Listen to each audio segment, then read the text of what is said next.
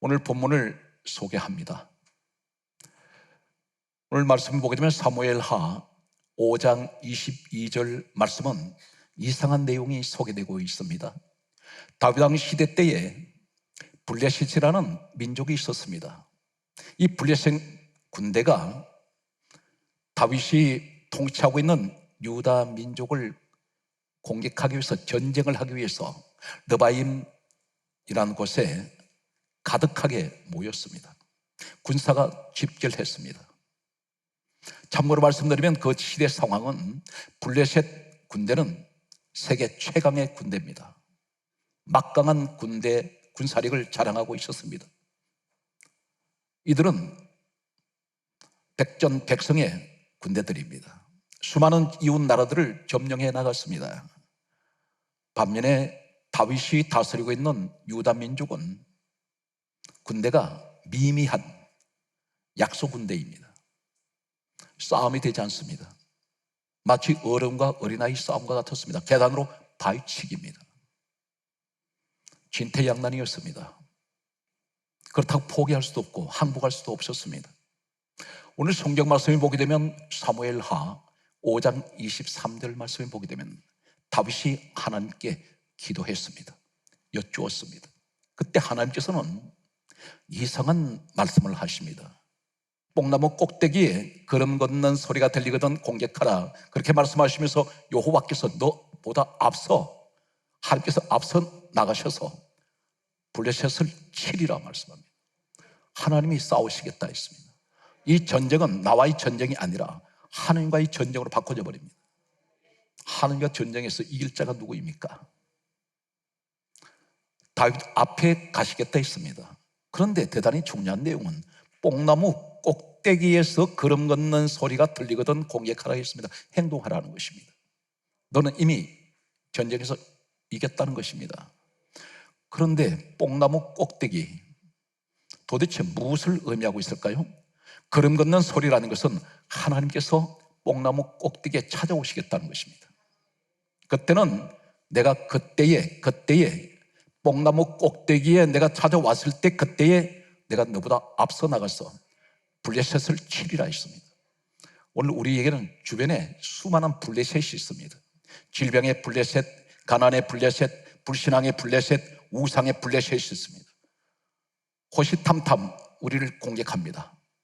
내 몸을 치고 들어오는 온갖 질병들, 내 가정을 망가뜨리려고 하는 여러 가지 경제적인 어려움들, 신앙의 블레셋 같은 것들이 들어와서 사람을 넘어뜨리려고 하고 있습니다. 한국교회를 무너뜨리려고 한 블레셋이 있습니다. 안보의 위협도 하나의 블레셋이라 할 수 있습니다. 그런데 뽕나무 꼭대기에 걸음 걷는 소리가 들리거든 도대체 무엇을 말씀하고 있을까요? 참고로 말씀드리겠습니다. 오늘 우리가 가지고 있는 성경 66권 속에는 뽕나무 이야기가 많이 기록되고 있습니다.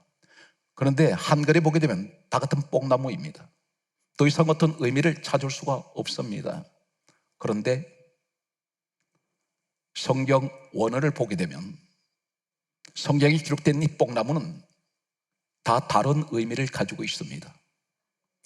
오늘 사무엘하 5장 24절에 말씀하시는 뽕나무 꼭대기에 걸음 걷는 소리라고 말씀하는 이 뽕나무는 히브리어 원어에는 바카입니다. 바카. 이 바카란 말이 어떤 말이냐면 울다, 애통해하다, 통곡하다, 이 의미를 가지고 있습니다. 다시 말씀드려서 우는 나무, 애통해하는 나무, 통곡의 나무라는 뜻을 가지고 있습니다. 이 바카의 뽕나무는 실제 이 뽕나무는 눈물을 흘리는 나무입니다. 이슬이 맺히듯이 나무가 이슬이 맺힐 때가 있습니다. 마치 눈물방울처럼 이 나무에 눈물이 흐른다고 합니다. 그래서 나무에 맺히는 이 방울방울 맺히는 물방울들은 마치 사람이 눈물 흘리는 그 모습과 같다는 것입니다. 그래서 바카의 나무라고 부릅니다. 복음적으로 무엇을 말씀하고 있을까요? 나무입니다. 우는 나무라면 이 나무는 또 어떤 의미를 가지고 있습니까?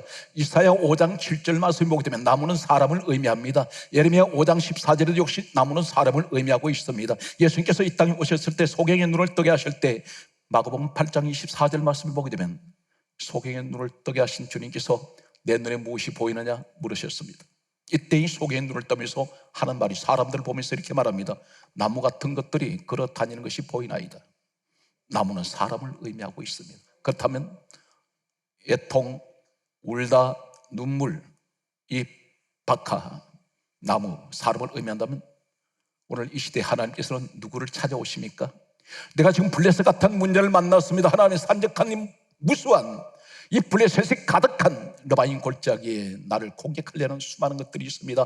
코로나 바이러스가 있습니다. 안보의 위협이 민족에 늘 70여 년 동안 계속되고 있습니다.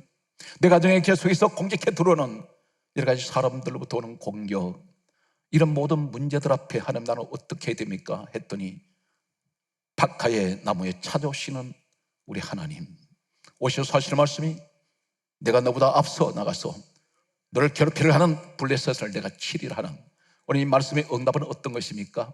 바로 애통해하는 사람, 우는 사람, 통곡하는 사람, 누구입니까? 기도를 해도 소극적인 기도는 눈물이 나지 않습니다. 열정이 없습니다. 적극적인 기도가 있습니다. 눈물로 하나님 앞에 간절하게 기도하는 사람이 있습니다. 통곡의 기도를 합니다. 애통의 기도를 합니다. 회개하면서 눈물을 흘리는 사람이 있습니다. 하나님께서는 이 사람을 찾아오십니다. 왜 기도가 응답 안 됩니까? 소극적인 기도는 응답되지 않습니다. 기도를 했다 말았다는 사람들이 있습니다. 마치 이 기도는 어떤 것인가? 영적 호흡과 같습니다. 내가 하루 식사를 하지 않으면 내가 기운이 빠집니다. 우리 영적인 호흡은 어떤 것입니까? 이 영의 양식은 내가 기도를 통해서 얻어야 된다는 것입니다. 기도는 에너지입니다. 기도는 하나님께서 주시는 능력입니다. 기도하는 사람은 세상이 감당하지 못합니다. 오늘 그런데 우는 나무, 회개하는 나무, 애통의 나무, 통곡의 이 나무를 찾아오시는 우리 하나님, 오늘 이 현장에 되시길 간절하게 소망합니다. 오늘 성경 말씀을 보게 되면 박하를 계속해서 소개합니다. 성경 말씀에 창세기 21장 사건을 잠깐 소개하고 있습니다. 아브라함과 사라라는 부부가 있었습니다. 하나님께서는 이 아브라함에게 자녀를 주시겠다 했는데 아브라함 나이 100세가 될 때까지 자녀가 생기지 않았습니다. 이 아브라함 부인 사라가 자신의 몸종인 하갈이라는 여자를 아브라함 남편에게 아내로 주었습니다. 그러면서 그 하갈을 통해서 자녀를 낳도록 했습니다. 아브라함과 하갈이 동침했습니다. 그리고 아들을 낳았는데 그 아들이 이스마엘입니다.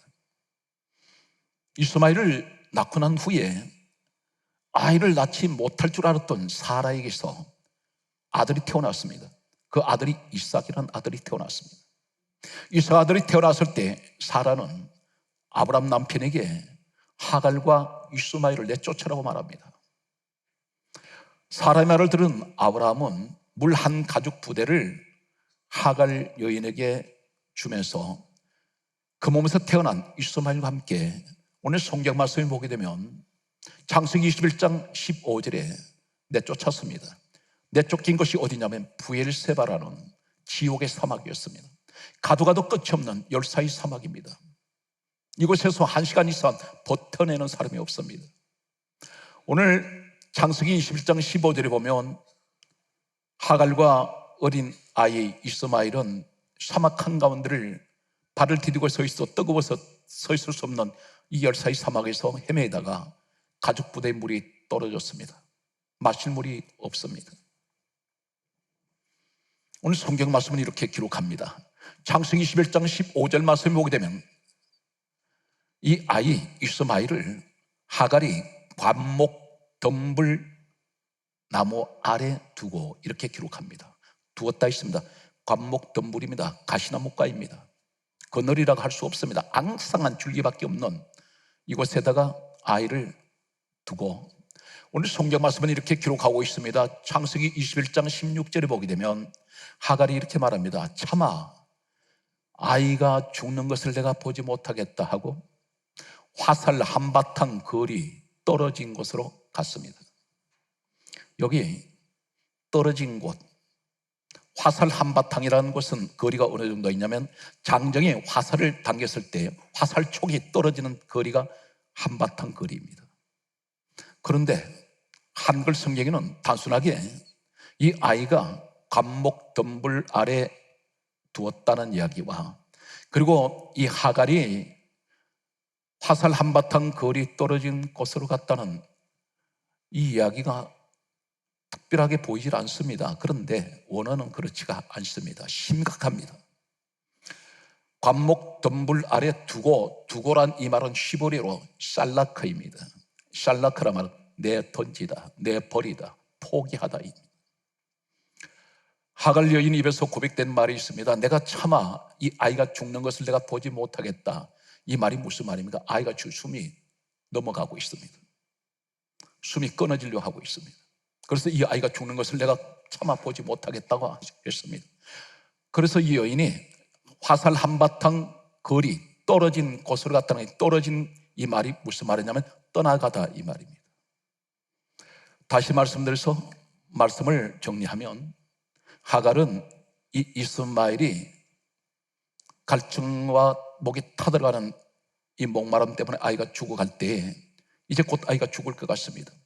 그래서 이 아이를 버려버렸습니다. 내던져버렸습니다. 포기하게 됩니다. 그리고 떨어진 곳으로 갔다는 것 이미 등을 돌리고 떠나가고 있습니다.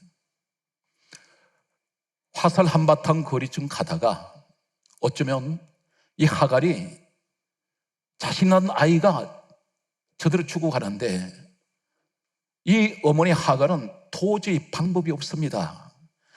자신이 사랑하는 아이지만 이 아이가 죽어가는데 어떤 방법을 취할 수가 없습니다.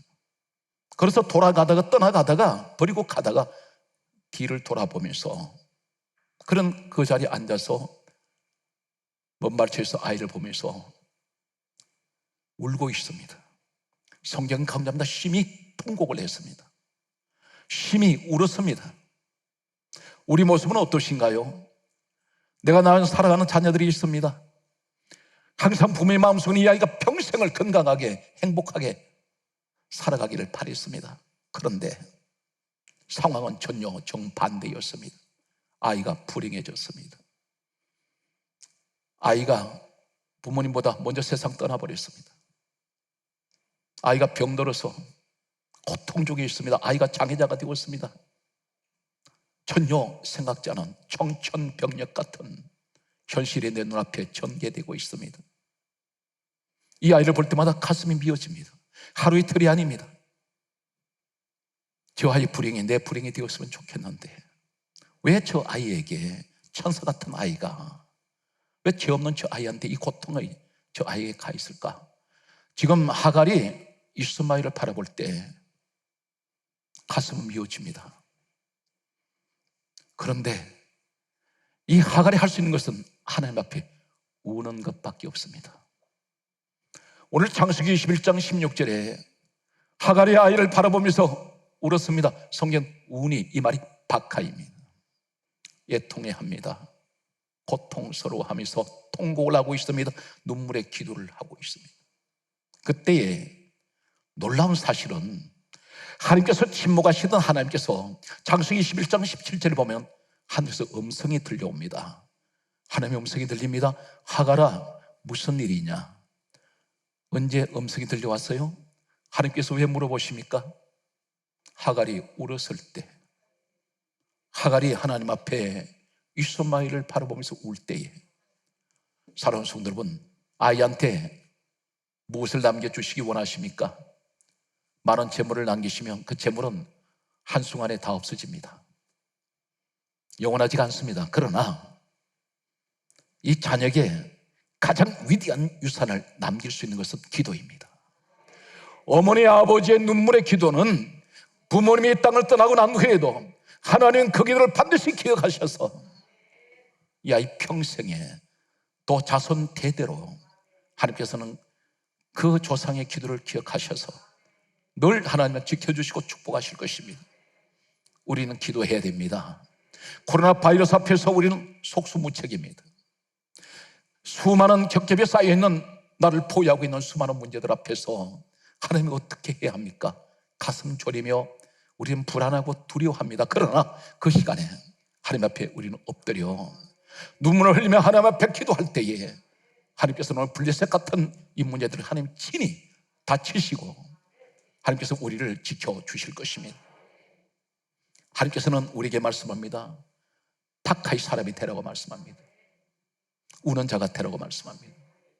기도를 할 때 형식적인 기도하지 말고 하나님 앞에 눈물 흘리며 간절한 기도를 드릴 때에 하나님께서는 그 사람을 반드시 찾아오신다는 것입니다.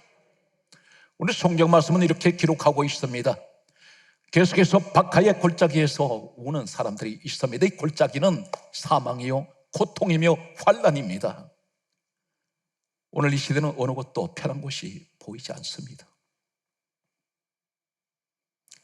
정서는 다 메말라 죽어버렸습니다. 사람들이 기계처럼 움직이고 있습니다.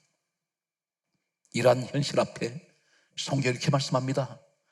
박하의 자리에서 울고 기도하고 애통해하는 사람들을 향하여 하시는 말씀은 시편 126편 5절은 이렇게 말씀합니다. 눈물을 흘리며 씨를 뿌리는 자는 기쁨으로 거두리로다. 박하에 눈물을 흘리는 사람들, 애통하는 사람은 반드시 씨를 뿌립니다. 씨를 뿌릴 때 기쁨으로 그것을 얻을 것이라 했습니다. 거둘 것이라고 했습니다. 성경이 계속해서 강조하고 있습니다. 시편 126편 6절은 이렇게 말씀합니다. 울며 씨를 뿌리러 나가는 자는 반드시 그 곡식단을 거두리로다. 추수의 축복을 가져온다는 것입니다. 하늘을 안고 들어오는 오늘 이 축복의 주인공이 되십시오. 세상을 바라보며 한숨 쉬지 말고 세상을 바라보며 절망할 것도 없습니다. 무엇이 실패했다고 낙심할 것도 없습니다. 좌절할 것도 없습니다. 우리는 주님 앞에 무릎 꿇고 울며 기도하면 반드시 하나님은 그 사람을 통해서 찾아오시고 위로해 주실 것입니다. 특별히 우리의 삶이 이제 이러한 삶의 모습이 되시기를 주 예수의 이름으로 축복합니다. 오늘 성경 말씀을 보게 되면 한 여인이, 위대한 여인이 있습니다. 성경 말씀은 이렇게 기록합니다. 사무엘상 1장 10절에 보게 되면 한나라는 여인이 있습니다. 한나라 말은 은혜라는 뜻입니다. 한나에게는 자녀가 없었습니다. 그런데 이 여인이 오늘 사무엘상 1장 10절에 보면 심히 하나님 앞에 통곡의 기도를 합니다. 이 통곡의 기도를 통해서 한나에게 주신 아들이, 기도를 통해서 얻은 아들이 바로 사무엘입니다. 이 사무엘 아들은 어떤 사람이었습니까? 이스라엘 건국 초기에 초대왕 사울왕을 직접 세웠습니다. 그리고 기름 부었습니다. 두 번째 왕 다윗을 또 세우고 기름 부었습니다. 이 사람은 이스라엘 나라를 세운 건국 초기의 영웅입니다. 하나님이 이 사람을 쓰십니다. 사랑하는 성도 여러분, 자녀를 어떻게 키워야 됩니까? 기도로 키우십시오. 기도하는 어머니, 아버지 밑에서 자란 이 자녀는 절대 탈선하지 않습니다. 불행해지지가 않습니다. 이 사무엘인 훗날이 이렇게 말합니다. 어머니한테 배웠던 것, 늘 어머니의 자화상은 어떤 것이었습니까? 이 사람은 고백속에 이런 고백이 있습니다. 나는 결코 기도 쉬는 죄를 범하지 않습니다. 어디에서 나왔을까요? 늘 어머니의 모습은 늘 기도하는 모습이었습니다. 그 모습에서 이 아들은 기도 쉬는 것은 죄라고 말했습니다. 유일하게 전 성경에서 이렇게 고백한 사람은 사무엘밖에 없습니다. 오늘 성경 말씀을 보게 되면 사도행전 13장 22절에 다윗이라는 사람이 또 소개됩니다. 이 다윗을 가리켜서 성경이 이렇게 강조합니다. 하나님 마음에 맞는 자라 했습니다. 하나님 마음에 맞는 유일한 사람. 성경에서 전 성경은 단 한 사람도 다윗에게 말씀하신 이러한 말씀을 하신 사람이 없습니다. 하나님 마음에 맞는 자.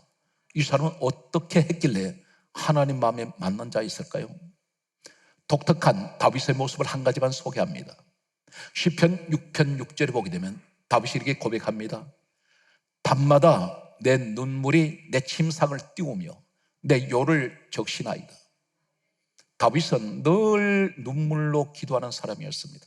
시편 39편 12절에는 이렇게 기록합니다. 내가 울면서 눈물로 하나님 앞에 부르짖고 기도했다고 고백합니다. 사랑하는 성도 여러분, 환경이 어떤 환경입니까? 운명 탓하지 마십시오. 팔자 이야기하지 마십시오. 반드시 기도하는 사람은, 이 박하의 자리에 있는 사람은 하나님께서 그 환경, 운명, 팔자를 바꿔버립니다. 완전히 인생이 바꿔지는, 전혀 상상하지 못했던 일들이 여러분 앞에 전개가 될 것입니다. 오늘 성경 말씀은 우리에게 다음과 같은 말씀을 하고 있습니다. 히스기야라는 사람이 있습니다. 열왕기하 20장 3절에 보게 되면 히스기야라는 사람은 유다의 왕인데 이 사람은 하나님께서 굉장히 아끼고 사랑했던 사람이었습니다. 대단한 믿음의 사람이었습니다. 그런데 하나님께서 어느 날 하나님이 종을 보내셔서 이렇게 말씀합니다. 이제는 이 땅을 떠날 때가 되었다고 말씀합니다. 너에게 주어진 수명이 여기까지라고 했습니다. 그리고 주변을 정리하라고 말씀하셨습니다. 이 말씀을 들었다면 히스기야는 포기해야 됩니다. 이제는 하나님께서 나를 데려가실 때가 되었으니 이 사람은 더 이상 이 땅에서 살아날 수가 없습니다. 그런데 히스기야는 병이 들어있는데 하나님께서는 이제 떠날 준비를 하라고 말씀하셨습니다. 이때 히스기야가 나철벽을 향해서 다음 같은 기도를 합니다. 내가 주 앞에 진실하고 전심으로 내가 하나님 앞에 행했으며 나는 진실하게 주께서 보시기에 행했나이다. 나를 기억하여 주옵소서. 그러면서 성령 강조합니다. 통곡의 기도를 했습니다. 살려달라는 기도가 아니었습니다. 눈물의 간절한 통곡 기도는 다시 말씀드려서 하나님, 나는 지금까지 하나님 앞에 진실했습니다. 전심을 다했습니다. 내가 주님 보시기에 이렇게 행동했습니다. 하나님, 나를 기억해 주세요. 할 때 하나님께서는 오늘 이 히스기야에게 너 주변 정리하고 떠날 준비하라고 말씀을 전했던 이 주의 종이 바로 히스기야에서 돌아서고 나갈 때에 바로 하나님께서 말씀이 그 사람에게 전달됩니다. 너는 돌아가서 히스기야에게 내가 너 기도를 듣고 내 눈에 눈물을 보았노라. 오늘 박하의 자리에 서시기 바랍니다. 내 눈물을 보았노라. 그러므로 너는 생명을 내가 15년을 더 연장해 주겠고 데려가시려다가 15년 생명을 연장시키십니다. 우리 하나님은 눈물로 기도하는 사람을 보시고 하나님께서 정하신 뜻을 바꾸십니다. 오늘 사랑하는 성도 여러분, 내게 재앙이 올 때에 눈물로 기도할 때 화가 변화의 복이 됩니다. 완전히 상황을 판도를 바꿔버려서 전화위복으로 만드시는 오늘 기도의 자리에 서시기를 예수 이름으로 축복합니다. 신약 성경을 소개합니다. 우리 예수님께서 구체적으로 말씀하십니다. 마태복음 5장 4절에 말씀하시기를 따라하시겠습니까? 애통해 하는 자는 복이 있나니 그들이 위로를 받을 것이며. 사랑하는 성도 여러분, 사람에게 위로받으려 하지 마십시오. 그래서 립 서비스에 불과합니다. 하나님의 위로가 있어야 됩니다. 하나님의 위로는 모든 상황을 바꿔놓습니다. 오늘 그것이 어떤 것입니까? 애통해하며 기도하십시오. 때로는 모든 문제를 만났을 때 내 가정의 어려움이 하나님, 이것이 내 잘못이었습니다. 회개의 기도, 애통해하는 기도, 눈물의 기도는 반드시 하나님 위로가 있습니다. 성경 말씀은 이렇게 기록하고 있습니다. 누가복음 6장 21절의 말씀 보면 따라하시겠습니다. 우는 자는 복이 있나니 너희가 웃을 것이요. 반드시 주님 앞에 우는 사람은 웃음을 주신다는 것입니다. 마태복음 26장 75절 말씀 보게 되면 베드로라는 사람이 있습니다. 이 베드로가 주님을 부인하고 저주했습니다. 자기가 살기 위해서 주님을 버려버렸습니다. 그때에 예수님께서 베드로에게 하신 말씀이 있었습니다. 내가 닭 울기 전에 3번 나를 부인하리라. 이 사람이 이 말씀이 생각나서 예수님을 부인하고 저주한 그는 너무나 이 양심의 가책을 받았습니다. 가슴이 심장을 찌르는 이 아픔 때문에 그런 밖으로 뛰쳐나가서 심한 통곡의 기도를 하게 됩니다. 그리고 그런 회개합니다. 이때 예수님께서는, 우리 주님은 다시 베드로를 위대한 제자로 세우시고 바로 역사의 주의 종 가운데 역사의 길이 남는 2000년 역사수에 이 베드로를 하나님께서는 높여주셨습니다. 말씀의 결론이 되겠습니다.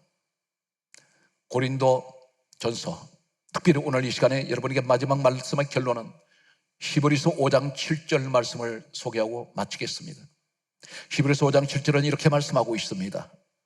우리 예수님께서 심한 통곡과 눈물과 간구와 소원을 올리셨다고 했습니다. 심한 통곡의 기도를 하셨습니다. 눈물의 세월을 보내십니다. 십자가에서까지 우리 주님은 눈물을 흘리시면서 애통해 하신 우리 주님 모습을 보게 됩니다. 간구와 소원을 올렸다 했습니다. 우리 주님의 소원이 어떤 것일까요? 이 땅에 오실 때에 예수님이 이 땅에 태어나시기 전에 천사가 와서 먼저 전해준 말이 어떤 말입니까? 마태복음 1장 21절에 이름을 예수라 하라. 이는 자기 백성을 죄에서 구원하실 자라 했습니다. 죄 때문에 오셔서 주님은 친히 십자가에 죽으시러 오셨습니다. 왜 죽으십니까? 온 인류의 죄를 주님이 다 감당하시고 그분의 죄를 다 뒤집어 씌셔서 그 죄를 가지고 십자가에서 못 박혀 돌아가시면 죄 없으신 예수님을 말미암아 우리 모든 죄에서 자유함을 주어집니다. 그래서 요한일서 1장 7절은 예수의 피가 우리를 모든 죄에서 깨끗하게 하신다 했습니다. 주님의 소원은 한 영혼이라도 더 구원하시고 한 영혼이라도 더 주님 앞으로 돌아오게 하셔서 저들을 회개시키시고 저들을 천국의 사람으로 만들시기 위한 우리 주님의 간절한 소원이었습니다. 그 소원은 심한 통곡의 기도가 있었고 눈물이 있었습니다. 사랑하는 성도 여러분, 아무리 힘들고 어려운 현실을 할지라도 기죽지 말고 좌절하지 말고 낙심하지 마세요. 왜 그렇습니까? 우리에게는 하나님이 계십니다. 그리고 하나님께서 우리에게 말씀하셨습니다. 무엇이든지 힘들고 어려운 일이 있거든 네가 애통해 하면서 네가 박하의 자리에서 기도해라. 그럼 반드시 내가 상황을 바꿔줄 테니 민족의 상황 모든 것을 다 바꿔내신 하나님, 우리 하나님께서는 전능하신 하나님입니다. 그분이 곧 빌립보서 2장 6절에 근본 하나님 본체 되시는 예수님이십니다. 오늘 또 주님을 바라보시면서 힘들고 어려운 이 시대에 승리자가 되시기를 주 예수 이름으로 축복합니다. 가슴에 손을 얹겠습니다.